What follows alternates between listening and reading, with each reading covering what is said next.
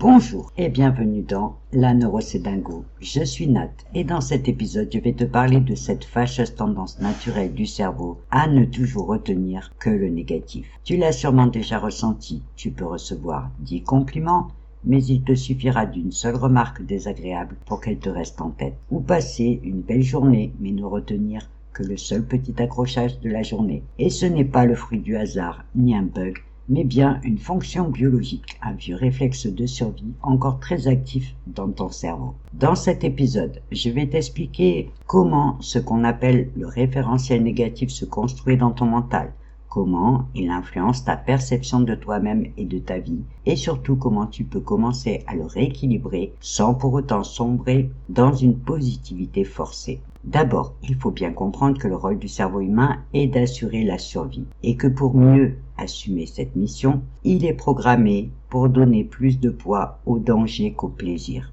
C'est ce qu'on appelle le biais de la négativité. Ce phénomène a été étudié par de nombreux chercheurs qui ont démontré que biologiquement, les expériences désagréables ont un impact plus intense et plus durable que les expériences positives, que certaines zones de notre cerveau n'a pratiquement pas évolué depuis la préhistoire. Et à l'époque, l'environnement hostile représentait de vrais dangers qu'il fallait savoir repérer, comme les attaques de gros prédateurs ou même les plantes toxiques. Le cerveau devait toujours être en alerte, prêt à réagir au moindre risque. Depuis, cette zone du cerveau, souvent appelée la zone reptilienne, a gardé ses réactions instinctives ancestrales, ce qui explique qu'aujourd'hui encore, ton cerveau continue d'analyser en priorité ce qui ne va pas, ce qui peut te mettre en échec, en rejet ou en difficulté. C'est bien sûr un système de vigilance utile pour nous protéger des vrais dangers, mais qui peut vite créer des décalages entre ce que l'on vit et ce que l'on ressent quand notre cerveau nous envoie des signaux d'alerte, des peurs, alors qu'il n'existe pas de réel danger.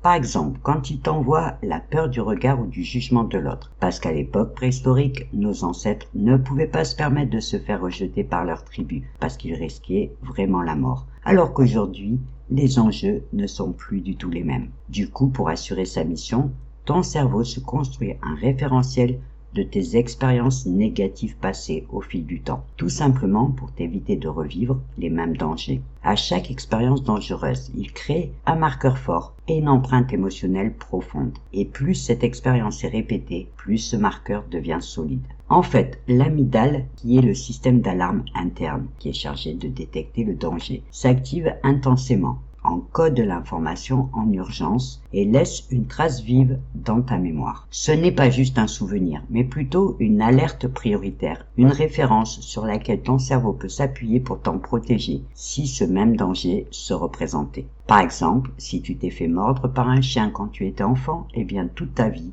ton cerveau t'enverra un signal d'alerte à chaque fois que tu croiseras un chien pour t'alerter du danger. Et à force, toutes ces alertes s'additionnent. Du coup, les choses positives que tu vis, ton cerveau s'en occupe beaucoup moins bien. Elles sont moins bien encodées, elles glissent, passent plus vite et ne restent pas. Et c'est comme ça que petit à petit, ton cerveau se construit un référentiel négatif, une base de données interne remplie de signaux de danger ou d'échec. Le premier problème, c'est que quand on ne connaît pas ce mécanisme, on peut finir par croire que les pensées négatives de ton cerveau sont représentatives de ce que tu es ou de ce que tu vis, parce que ce référentiel devient pour lui une grille de lecture automatique. À chaque fois que tu entres dans une situation nouvelle, ton cerveau compare pour savoir si ça ressemble à une ancienne douleur que tu as déjà connue ou pour anticiper le danger. Et au moindre doute, il active son mode défense, même si la situation ne le justifie pas toujours. Par exemple, quand tu vis une rupture amoureuse douloureuse, il l'enregistre et dès que tu vivras une nouvelle histoire, il t'enverra de la peur pour te protéger, même si l'histoire ne ressemble en rien à l'ancienne. Et le deuxième problème, c'est que ce référentiel interne qui penche vers le négatif influence ta perception de la réalité et même ta perception de toi-même. C'est comme si tu voyais les choses à travers un filtre. Tu ne vois plus tes réussites, tu minimises tes progrès, tu doutes de ta valeur et tu peux finir par croire que le problème vient de toi. Par exemple, selon la sensibilité de ton amygdale, tu peux devenir hyper vigilant, toujours sur le qui-vive, en attente d'une critique, d'un rejet ou d'un problème. Tu peux même mal interpréter des silences, mal prendre un regard un peu insistant, sans trop savoir pourquoi. Et bien sûr, ce filtre altère aussi la perception que tu as des autres. Tu peux anticiper des réactions négatives, penser qu'on ne va pas t'aimer, qu'on va te juger, ou qu'on va te comparer. Et même si ce n'est pas le cas, ton cerveau a déjà activé le scénario catastrophe. C'est d'ailleurs souvent ce mécanisme qui alimente le syndrome de l'imposteur, le besoin excessif de validation, la peur de décevoir ou encore les autoblocages. Il te pousse à l'autocensure, à l'évitement et au surcontrôle. Les chercheurs Aaron Beck et David Byrne, fondateurs de la thérapie cognitive, ont démontré que nos pensées automatiques négatives structurent notre réalité psychique. Ce ne sont pas juste des pensées passagères, mais des filtres mentaux profonds, capables de te maintenir dans la peur, le doute ou la dévalorisation, même quand tout va bien autour de toi. Et c'est là que la bonne nouvelle arrive, parce que ce référentiel, tu peux le transformer. Si tu as suivi quelques-uns de mes épisodes, tu dois même savoir déjà comment. Et oui, c'est toujours grâce à la neuroplasticité de ton cerveau qui te permet d'élargir et d'équilibrer ce référentiel. Mais attention, ce n'est pas automatique. Comme je te le disais, le positif ne s'ancre pas tout seul. Il a besoin de ton aide pour que tu le renforces délibérément. Le neuroscientifique Rick Hanson l'explique très bien en disant « Le cerveau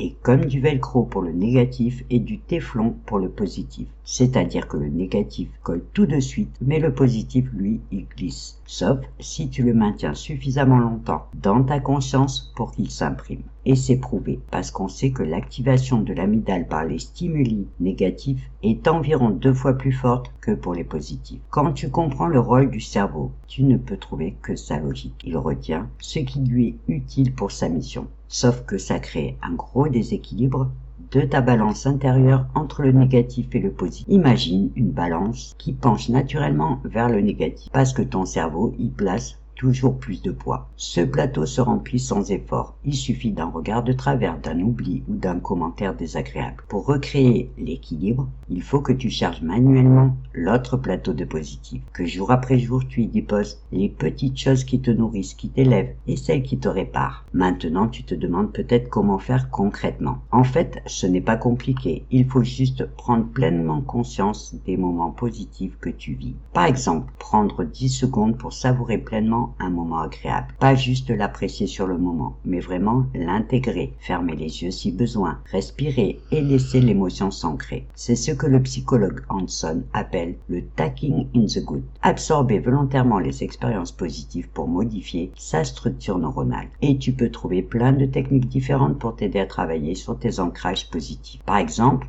tenir un carnet de gratitude. Chaque soir, tu notes 3 choses agréables, 3 micro-réussites ou 3 petits plaisirs que tu as vécus dans la journée. Ça peut être des petites choses qui peuvent paraître insignifiantes en apparence, mais qui t'ont fait plaisir. Tu pourras les relire à volonté et les accumuler pour en faire devenir un socle. Des études ont montré qu'après 10 semaines de pratique, les personnes qui tenaient un journal de gratitude étaient plus optimistes, dormaient mieux et ressentaient moins de douleurs physiques. C'est une technique qui se pratique d'ailleurs beaucoup au Canada depuis très longtemps. Tu peux aussi choisir de faire un simple carnet de souvenirs pour garder des traces matérielles avec des messages sympas qu'on t'a envoyés, des photos de toi dans des bons moments ou tout simplement raconter des petites histoires qui t'ont fait plaisir. Ça devient une mémoire de tes ressources. C'est ce que Barbara Fredrickson appelle les micro-moments de positivité et qui jouent un rôle clé dans l'expansion des capacités cognitives et sociales. Après, tu peux aussi choisir de te créer un petit rituel de fierté.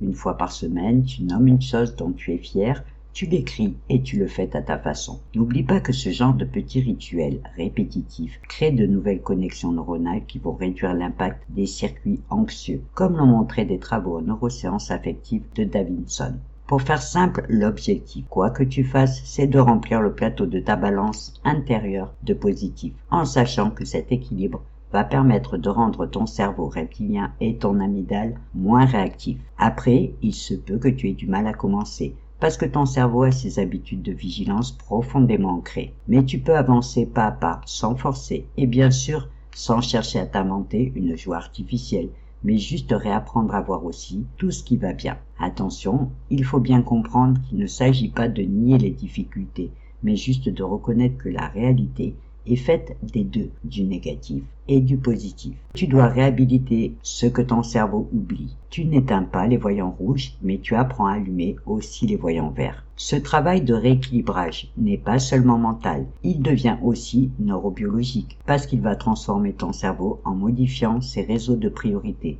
en renforçant les circuits de sécurité intérieure, d'auto-valorisation et de liens positifs. Tu ne changes pas ton histoire, mais tu changes ton regard. Et ce changement de regard finit par changer ta trajectoire. Alors oui, ton cerveau a cette balance qui penche vers le négatif. Mais à chaque fois que tu poses un regard bienveillant sur toi, que tu t'autorises à reconnaître une victoire, un progrès, une réussite, alors tu poses un poids de plus sur l'autre plateau et petit à petit tu ramènes de l'équilibre. Et plus tu pratiques et plus ton nouveau regard s'installe comme un nouveau muscle mental que tu renforces doucement. Tu choisis un nouveau regard et une nouvelle posture pour te créer un espace intérieur plus apaisé et plus serein. Ce n'est pas du développement personnel à paillettes, mais une réparation et un acte de soin. Parce que personne n'est fait pour vivre sous tension constante.